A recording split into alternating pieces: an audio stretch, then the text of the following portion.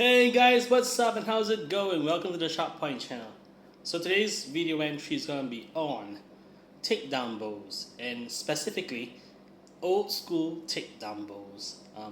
Why old school? Well, if you know the modern archery world now, most of the people out there or most of the archers out there who shoot competitions, recreational, go to a club or on the field, most of us use ILF systems. So that is the in thing now because of the possibility of swapping out limbs or risers from different brands and mixing them up together.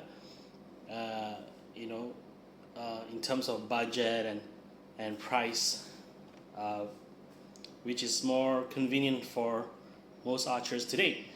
But I'm going to be talking about old school socket style takedown bows, and I have actually one right here, which I collected back from the club that I shoot at, and this is actually my old bow. So I'm just going to show you what I have, and then take it from there. So this is my old bow. This is an socket style takedown bow.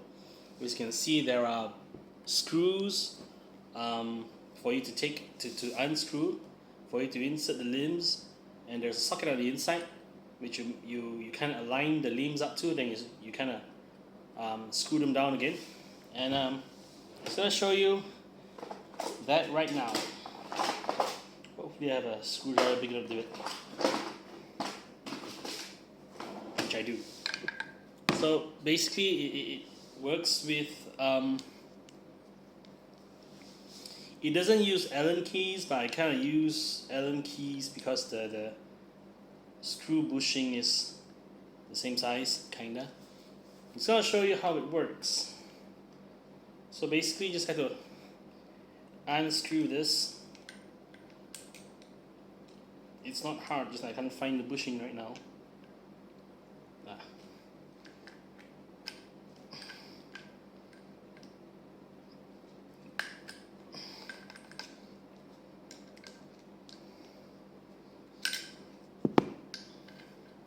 So you gotta unscrew this.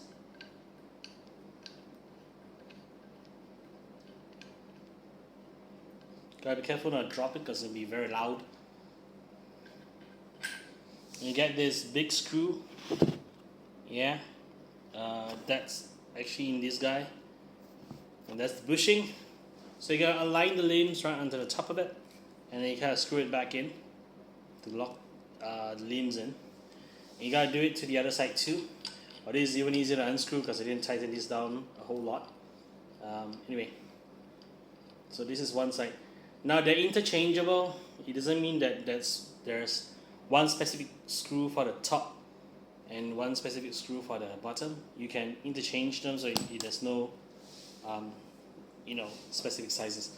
So it kind of looks like that. So there's a bushing there. Other than that, actually it's all standardized, just like ILF risers. They have shelf, they have bushings for your plunger system and your arrow rests. They have bushings for you to put your sights on, and they have the notch for stabilizers. I shoot barebow, so I only use the bottom bushing and the two bushings here to put the plunger system and the arrow rest. So I got this, it was really cheap. I got this at about 120 at the most here where I live. Pretty old bow. I've been using this for the past 2 years possibly of shooting or learning archery. This is a 25-inch riser. It doesn't look like one, but it is actually a 25-inch riser. It looks kind of short, right? It looks like a 23. I don't know, I was told it was a 25. I could be wrong. So that's the riser. Just gonna set it down here. And this is the the limbs that it comes with, obviously a pair of them, so one for the bottom and one for the top. Let me just put. These are really old. What do you call these guys? These are actually fiberglass laminated wood core limbs. Yeah. This is the bottom limb. So it goes down here like that. You get that. And then I've got the top limb. Excuse me.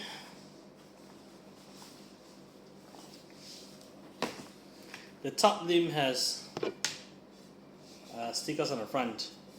The bottom limb has stickers on the back. So they're like that. So it's actually branded by a Chinese brand called Tension Archery. I don't know if you can actually read that. Not very reliable brand. The sellers aren't very honest with their items. So I don't recommend it, even if they do sell ILF bows, but I don't really recommend it because the sellers don't really pay very good attention to you when you're trying to buy from them. So yeah, this is me screwing on the limbs. It's actually not that hard to install. It's just having to ensure that you've got the screws in tight and the fittings are in there right. Kind of like an ILF system similarly, but I'll get to why it's so different, why an ILF is way better compared to socket or basic screw-on bows.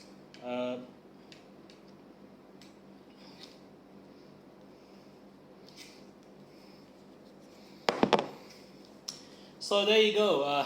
I'm gonna stand up and show you. This is a 68-inch bow, tip to tip. So it's not that tall. It's really short. If I were to put it on the ground, I'm just about 2 inches above it. So I would require a 17-inch bow, 70-inch bow, sorry, which from tip to tip is about above me, about an inch or so. Because I'm somewhere 69 inch, I'm like 5'9", kinda. So I'm slightly above average height. Next up on this bow is my old string. What's a bow without a string, right? Okay. So I got myself an old piece of Fast Light that my coach made for me. He has his very own string maker, so string making jig. So yeah, I've got to untie this. My bowstring isn't actually color coded to match the bow. I somehow don't remember. I don't remember why I chose red and gray in particular. And now I don't even remember which is up and which is down. Yeah, something tells me it's the button. Okay.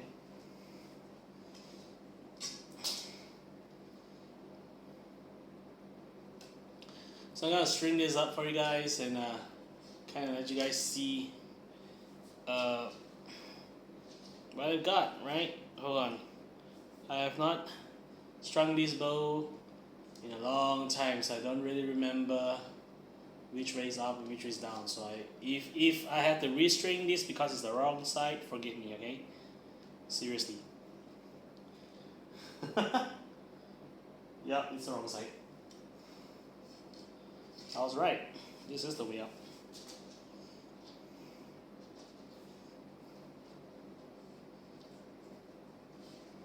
Yeah, like that. Somehow the string length doesn't add up. Again, I don't know why. So, yeah.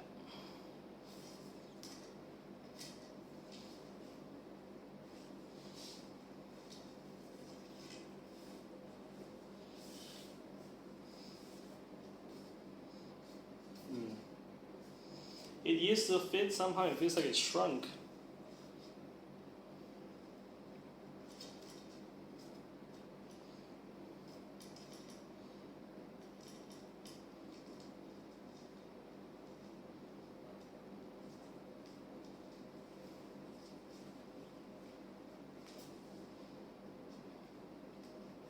Alright, got it. Kinda. Hopefully it's not upside down.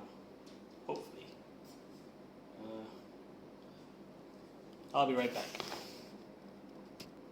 Alright, so I kinda got it the correct way now, so now I'm gonna go ahead and string this bow up. Took me a while to kind of figure out which one was up and which was down because my coach kind of forgot one particular detail, and that is to make one loop smaller than the other to indicate which was the top loop and which was the bottom loop. Well, this is a very old pair of strings, so yeah, it's been a while. It's really been a while. Alright, so we're gonna string this guy up. So get a stringer. And the other end on this side. Kind of. Oh my.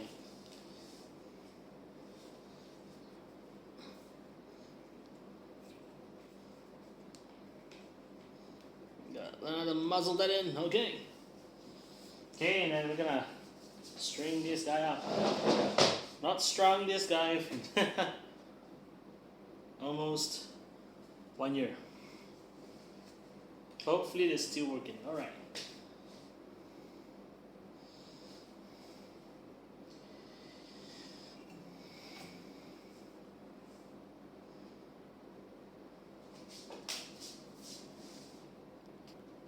Alright, so got my bow strung up. Sorry, had a technical error just now. Excuse me. So this is my 68-inch bow. All strung up. Super sharp. Just realized.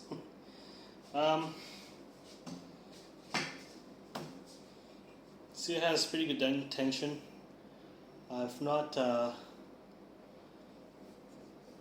waxed this string in like ages.